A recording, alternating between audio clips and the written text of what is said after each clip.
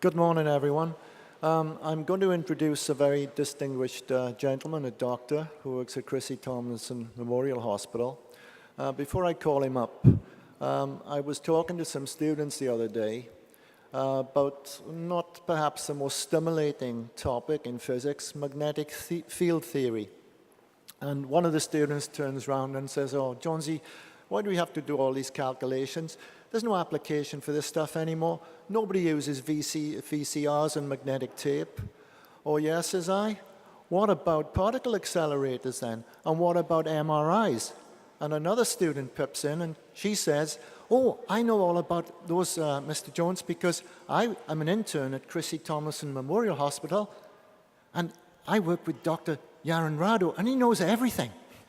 So we're going to have a very illuminating talk today by this gentleman, and it's about a 3 Tesla MRI on the island. That's about a couple of million times, 3 Tesla is about a couple of million times stronger than the Earth's magnetic field in its strongest part of the globe. But I don't want to spend any more time talking about that. I want to introduce this gentleman. I have a short bio here, so we can see what he's been up to before he came Cayman. Well, he was born in Cologne, which is in Germany, of course, and he obtained his medical degree from the University of Hamburg.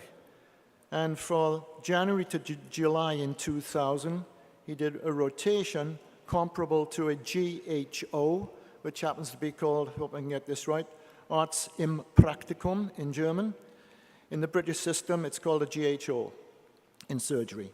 And he did this at the Klinikum Hollweide in Cologne, which is a teaching hospital with the city's largest general surgery department. While at the hospital, he performed minor operations alone and also assisted in the operating theater. He also taught anatomy at the nursing school at that time as a side pursuit. In October 2000, Dr. Rado commenced his residency in diagnostic radiology at Düsseldorf University Hospital. Besides the typical clinical tasks required of him, he helped and masterminded the installation of a radiology information system and picture archiving and communication system. He was inspired by the head of the department, Professor Dr. Yu Muda, who was famous in Germany for his clinical approach to radiology and who placed utmost importance on teaching younger residents and medical students. As a result, Dr. Rado was teaching radiological anatomy classes in a problem-oriented teaching approach to medical students twice a month. The experience he gathered at the UCSF Radiology Learning Center helped a great deal in keeping the students interested, which paved the way for excellent reviews. Between January and July 2004, Dr. Rado was exempted from the regular rotation to do 6 months of neurosurgery at the University of Düsseldorf. During that time, he learned different micro-invasive treatments of the spine, like vertebroplasty and cryotherapy of the facet joints. I hope that I got that right, Dr. Rado. Following the successful completion of the German board exam in May 2005, he came to Grand Cayman the following month and started to work at the Cayman Islands Hospital and fell in love with the island. Since June 2006, he's been working as a consultant radiologist at Chrissy Tomlinson Memorial Hospital. Dr. Rado is credited as co-founder of the IHE Germany, that's Integrating the Healthcare Enterprise. And this happened in June 2001. He was awarded the Röntgen Medal given by the German Röntgen Society Convention in 2002 to the IHE Germany. He serves as committee member of IT work group of the German Röntgen Society and is a volunteer speaker at the breast cancer awareness meetings of the Lions Club of Tropical Gardens every year. He's also published several scientific papers. Well, that's quite an impressive resume. You've heard quite enough from me, so I have great pleasure inviting Dr. Yaron to come up and enlighten us. Thank you very much. No, I think I'm good with that. I need the, there you are.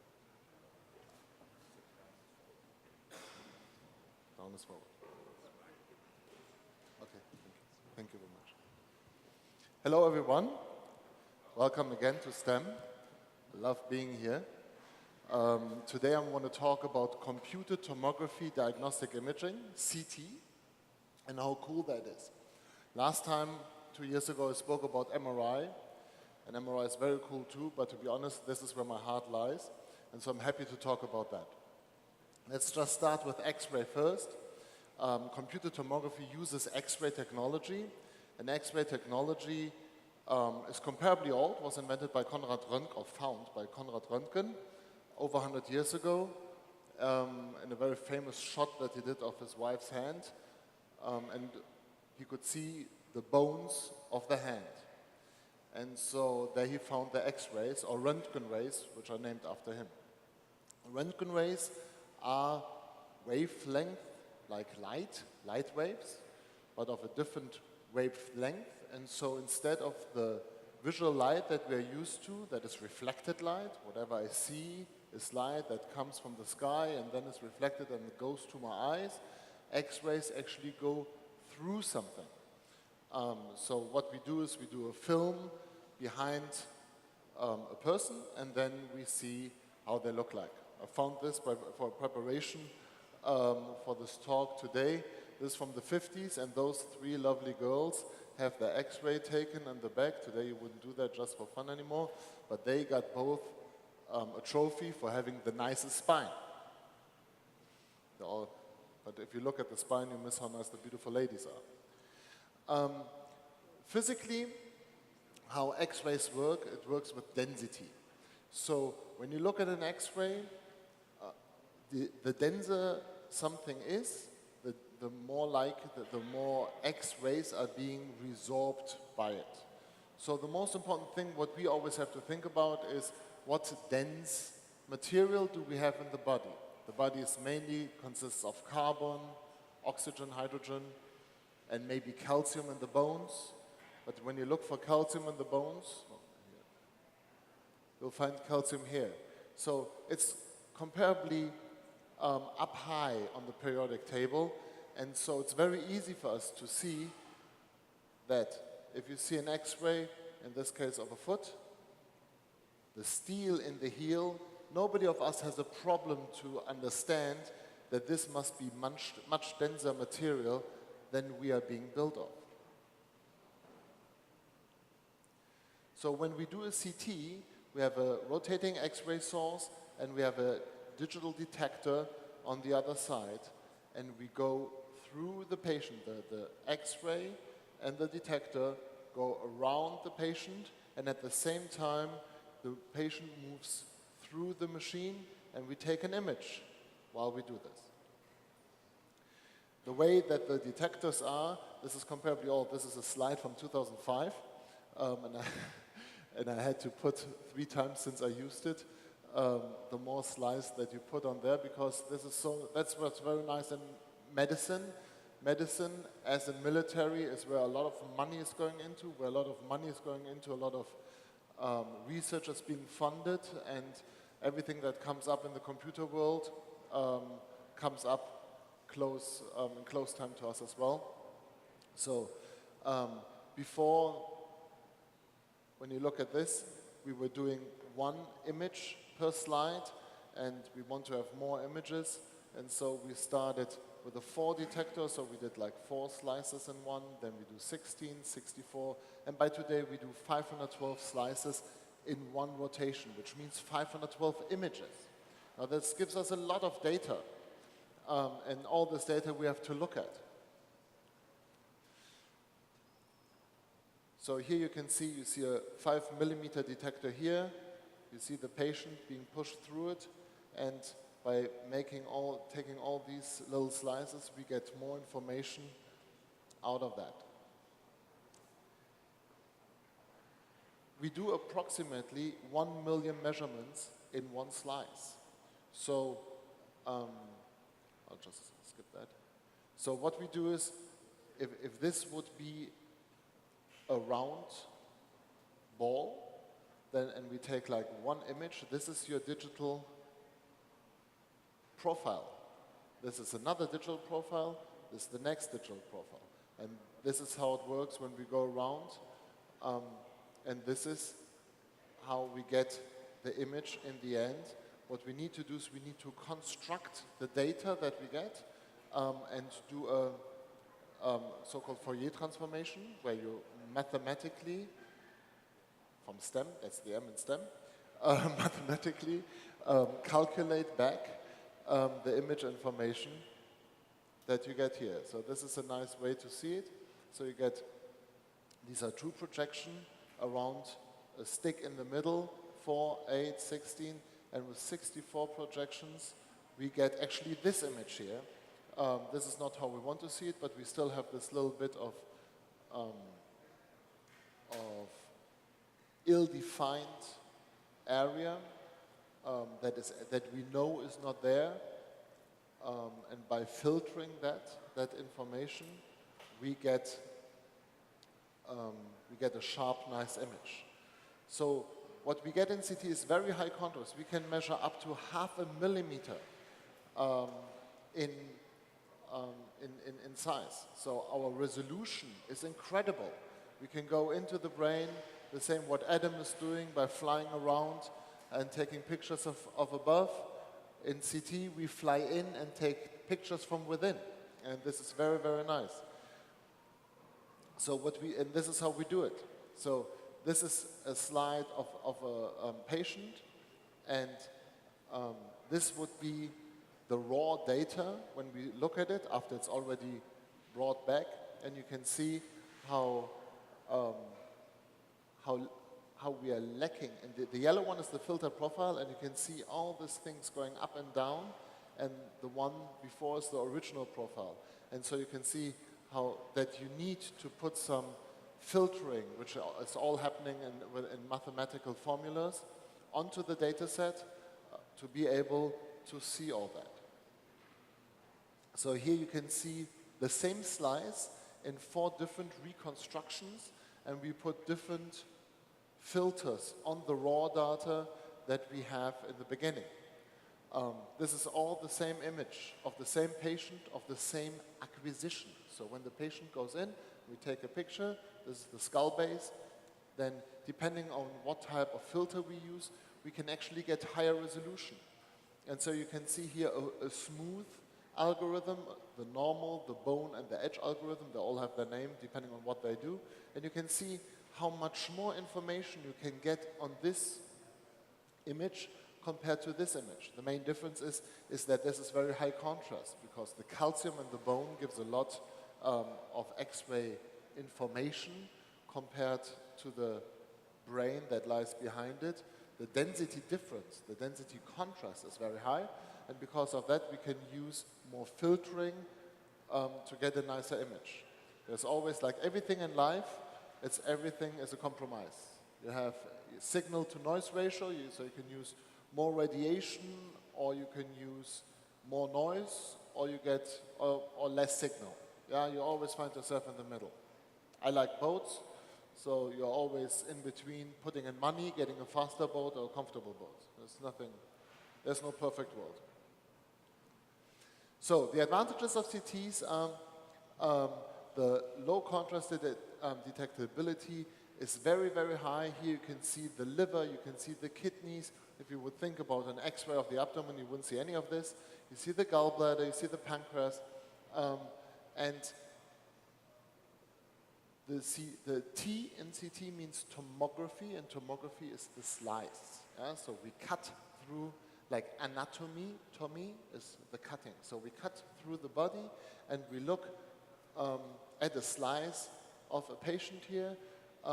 But as I showed you before, we're getting so fast, we get so much information, we get so much resolution. So this is actually a 3D reconstruction of a patient's heart. This is not some computer model or something. This is data that we actually use, look at, and make our diagnosis on.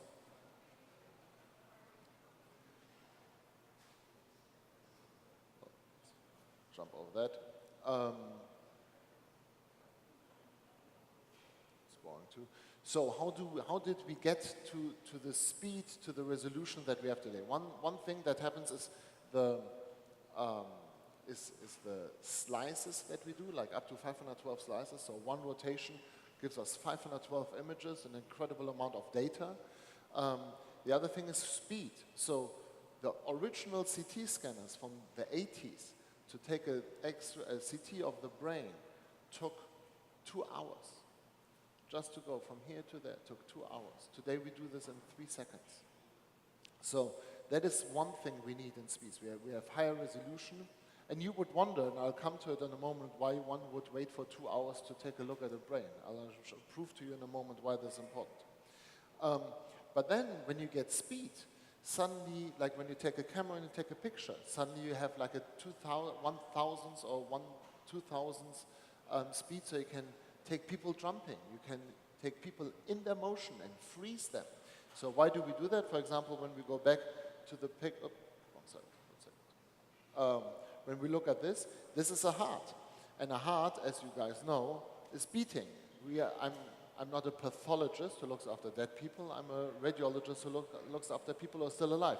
So this is actually, this is a frozen picture of a patient that is alive.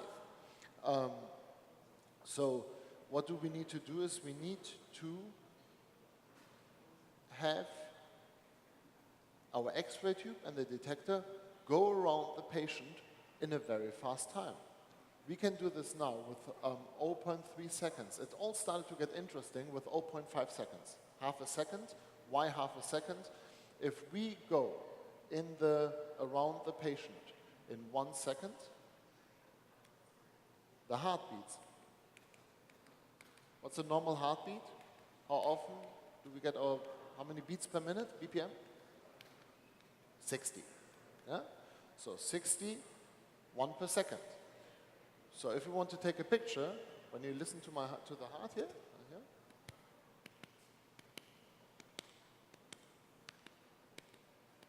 we have 2 heartbeats and then a break. Now when we hear the heartbeats, obviously it doesn't make any sense to take a picture because the heart is moving. But if the heart, in the break, in the space where the heart is not moving, if we get 180 degrees around the heart, we can image it and get the picture quality that I just showed you.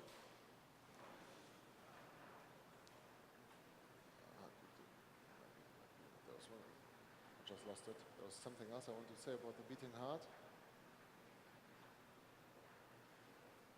Maybe comes back to me later. Okay, so the speed of the gantry of the whole system to go around has to be very fast. In comes engineering. So how do we do that? So when the old CT machine was going around slowly and took the picture, a cable was coming with it, and then it had to come back. So somebody later came to the idea to use the system they use in the railways, and that has a third, we have the 2 rails, and they use a third rail that allows the contact and to give the power source going around in the gantry, and this is how we do this here. So we go very, very fast. This is all high-end. We all just use this as if it's the most normal thing in the world. But the electricity that is necessary to run this, we have generators that make thousands of volts and thousands of ampere to make this all work, to run the tube, to run that machine, to fly around the patient in that speed, to be able to do all that. That is all very, very interesting. So we're talking about jobs, we're talking about young people here who are thinking about what they want to do with their life. I became a doctor and then a radiologist. Great job. I can only tell you that's a great thing to go into. Also, if you're into technology, becoming a medical technician, either on the patient side or looking after equipment like that, is very cool. You're always on the forefront of things that develop, which is nice because you learn new, and life is about learning and staying on top of things. And if you don't, if you stop using your brain, might as well stop using your body. So this is very nice. While I was preparing for this talk, I ran over this image, And it really caught my eye, and I thought, while I talk to you about radiology and all the important things in life, I go a little bit from the side and take a little break before I go into my images. When you look at this, you see how your brain completely mistreats this image. You know what this is, but when you look at it, it doesn't show you what you expect. This is called lateralization of the brain. The neurons, one go to the other and talk to each other, and so we get this funny image in our image, and I see a lot of people putting, I go to the next image so I don't get you too upset, but I thought it's a good way to just, because I'm the third speaker today, to kind of level your brain and put the reset button in. There's another thing I want to share with you, which I think is cool about anatomy, which has nothing to do with my talk, but I brought it anyways, and that is that we have rods and cones in our eye. You might have heard that in biology, in the rods and cones. And we have in the eye a piece of anatomy which is called the fovea. So this is the central part of our eye, and the light that goes inside goes here, and this is where we see the sharpest. Why do we see the sharpest? Because we only have the receptors there, and we have much more receptors for seeing color in this area than we have on the side. And what we don't have here at all, or almost not at all, are the receptors with which we see black and white. There's a German saying, in the night all cats are gray, and the reason is that in the night we only can see gray, we don't see color. The color goes away. Our night detectors, our black and white detectors, are 10 times more receptible than our color detectors. And so we talk about astronomy here too. And so when you look at the night sky and you look at a star, you might lose the star when you look directly at it, because you can see it here, but you cannot see it there. When you look straight at it, the star is gone. And you can show it all your friends every night. We have the most beautiful sky here, and we look at the stars. I do it whenever I can, and I say like, this one I can see, this one I cannot see. So that's a little bit on a sidetrack here, a little bit of useless information. I like that. Okay, so why would you take 2 hours to take a picture of the brain? You just looked at me and thought like, that makes no sense. Oh, it makes a lot of sense. Don't forget that before we got an X-ray of the head and it showed us nothing. But now we take an X-ray of the brain and we see a lot of white stuff here in the brain. Somebody knows what the white stuff is? White stuff? Blood. Thank you. It's blood. So now thinking about why do we see the blood? We see the blood because our red blood cells have hemoglobin, and in the middle of the hemoglobin, this little, not the whole plate here, but there's a little bump on top, this little thing. This is the hemo group, and only the bump on top is the iron. And again, if we go back to our periodic table, this little bit of iron is enough in density to change our densitometer, our CT reception, and make it clear to us that there is blood in there. This is just the blood in there, the blood in the that has bled out of the blood cells, and we can pick that up. And before, people would come in with a headache, and what would a doctor do? Say, looks bad. Yeah? But wouldn't know what to do. You wouldn't open the head just because of a bad headache. Yeah? But today we know so much more. We know about so much more about anatomy and what goes wrong in the head and in the body. And this is how it all goes together. So sometimes there's a saying, the more you know that you don't know. And this is how it goes.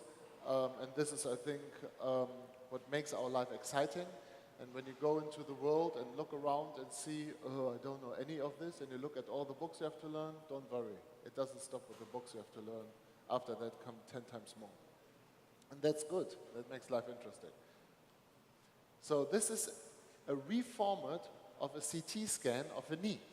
So this patient had his knee broken, and you can see here that this is the eminentia intercondylaris. That's where the anterior and posterior, the cruciate ligaments connect the brain, the knee. And that is broken. That's a normal X-ray. That's the reconstruction. Here you have to be quite good to see that there's a little line here. It's much easier to see if I point the laser pointer on it, and if I don't do it, you probably won't see it. But here, nobody of you will have a problem to see that there's a fracture. So this is what we do, and this is done with a CT. So we go through the patient in a circle, in a helix around it, and take these images, and we get these 5,000 images. We throw them in a computer, and we reconstruct those images in different planes. It's called multiplanar reconstruction. So this is a sagittal, which is medicine talk for looking from the side, sagittal view of the knee, and we can make it thicker and smaller, depending on how we need it. This is another one. This is a dense fracture. So this is the head up here. That's the cervical spine. This is the atlas. Somebody knows who Atlas was? Who's Atlas? Atlas. Yeah? Yeah, the strongman, the big guy that holds the globe. Yeah, the world is on his back. And this is the globe. This is the globe, and this is why the first cervical vertebra is called the atlas. The second one is called dense. Dense is the tooth, and because it has the tooth and the atlas goes around it, and the tooth is broken here. Now, obviously, this is not a good thing to do, because if this patient does this with the head, the broken off top of the dense will go in and go into the spine, and the patient will still be able to walk and talk, but not to use the hands and the arms, and the patient won't like that. So this is what we do. We look at that and call the neurosurgeon and say, you need to fix that. The patient's going to be very unhappy if you don't fix that now, because at the time when we take this picture, everything is still okay. This is like a Damocles sword that hangs over them. One wrong movement and it's all gone. So this is another cool picture of a heart. This is a heart that actually had a replacement when the patients get a heart attack. One of the coronary arteries gets clogged, and so there are different ways to take care of that. Radiologists also go in and do stenting, so we go from the inside and open it up with a stent from the inside. The mother of all microinvasive surgery. It doesn't get smaller. The hole is a third of a centimeter in size. But sometimes the surgeons come in, and you can see here, this is the heart, this is the aorta, the main artery that comes out of the heart, and out of that, here they take a vessel. Actually, usually it comes from the leg. They transplant a leg from the vessel, other way around, a vessel from the leg up here and bring it down to the heart and give the heart new blood supply. And so the patient has a beating heart, and we all like that. We like beating hearts. That is also what we can do. This is again a CT image. This is called surface shaded display. So what we do is we take those images, we reconstruct them now in a soft instead of a hard kernel or filter, what we just had before, the back projection, and then tell the computer, take all the dense areas and overlay them with a surface. So this is called surface shaded display, SSD, and then we can do this and move it around in our computer. And here you can see the fracture. That's a radius fracture. It's called FOOSH, F-O-O-S-H, fall on outstretched hand, FOOSH, and this is how it looks afterwards. And this again is a multiplanar reconstruction, and you can see the radius fracture in here. So we like this much more, but the patients and the referring physicians like this more because it looks so cool. Then we do something called curved MPR. We take all this data, put it in the computer, and then tell the computer follow this line. And this is the line. Follow this line. This is the line I'm interested in. So the computer will follow for me this line of this artery. This is the abdominal aorta that goes down here and then has a bifurcation that goes into both legs.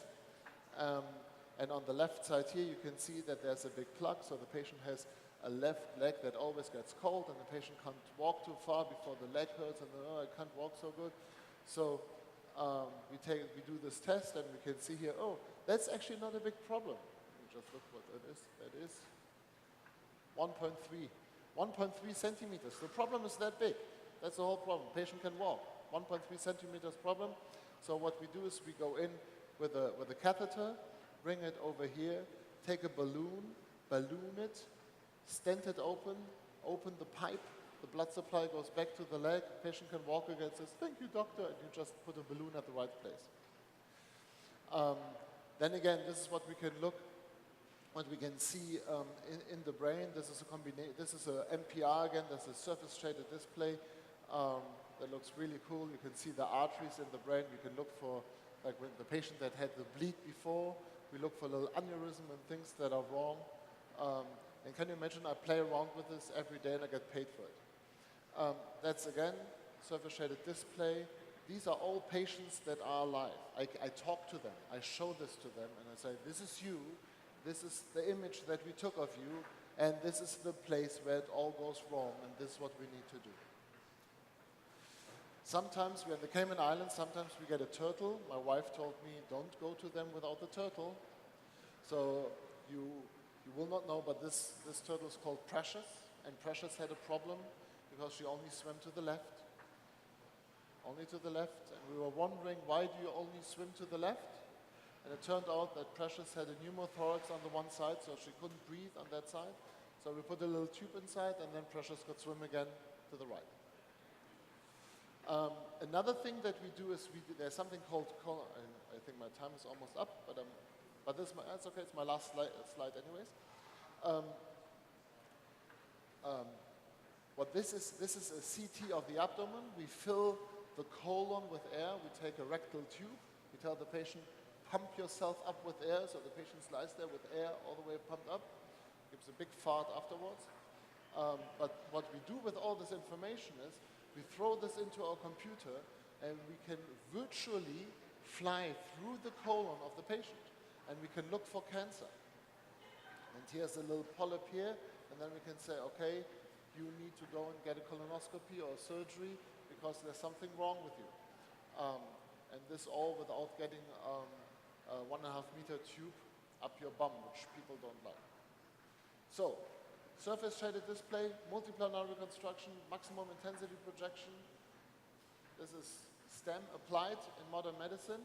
I invite you all for my breakout session at 11 o'clock. I'm in room number 3, JP3,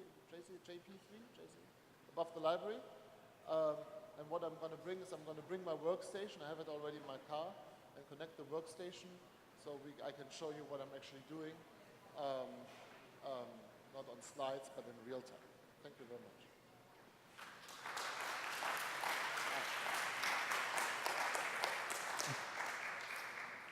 Yeah, no, I have it here. I can. You want it? Well, thank you very much, sir, for that really illuminating and thought-provoking presentation. We have 5 minutes for questions, folks. Does anybody want to ask a question?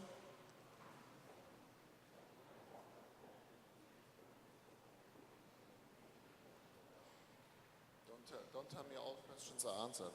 It's never the case. Somebody wants to ask a question? Sorry, I'm coming.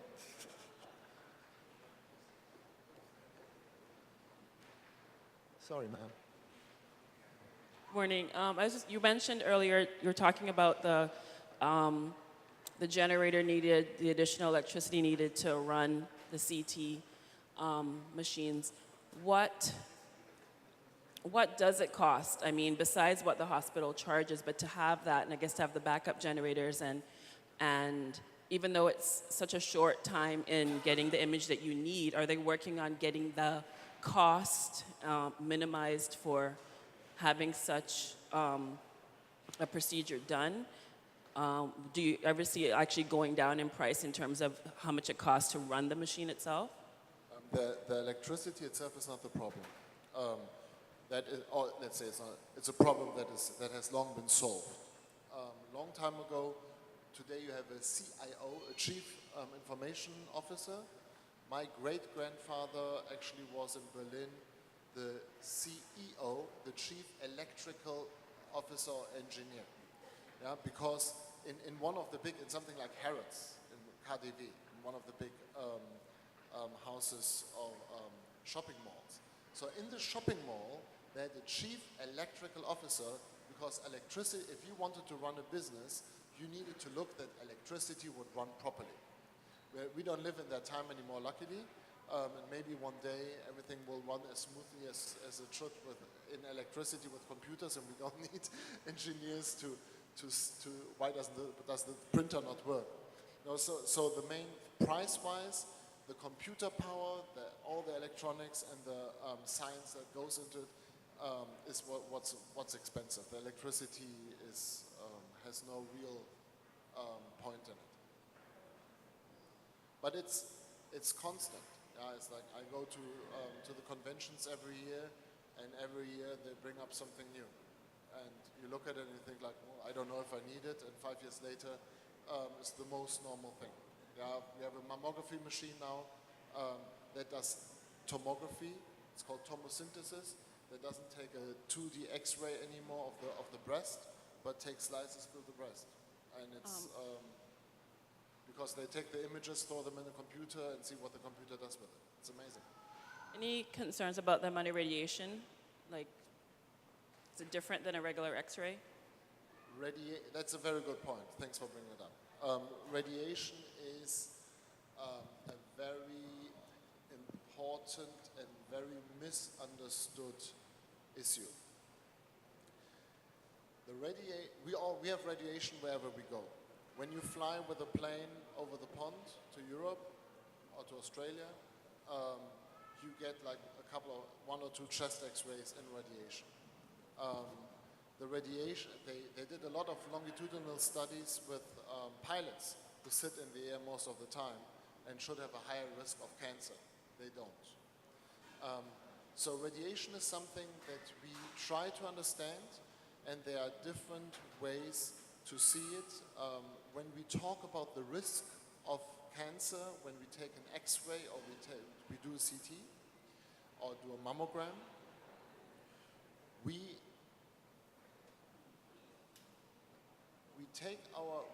algorithmically go down from the A-bombs in Hiroshima and Nagasaki and look at, okay, everybody died in 20 miles circle, 100 mile circle, they died slower, and then they got cancer.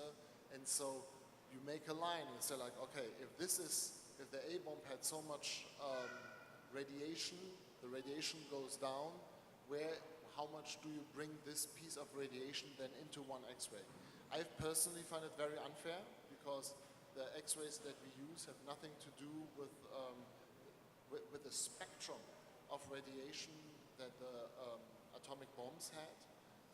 We actually have a filter, a copper filter or aluminum filter in front of the X-ray tube that takes away all the X-rays that we don't use.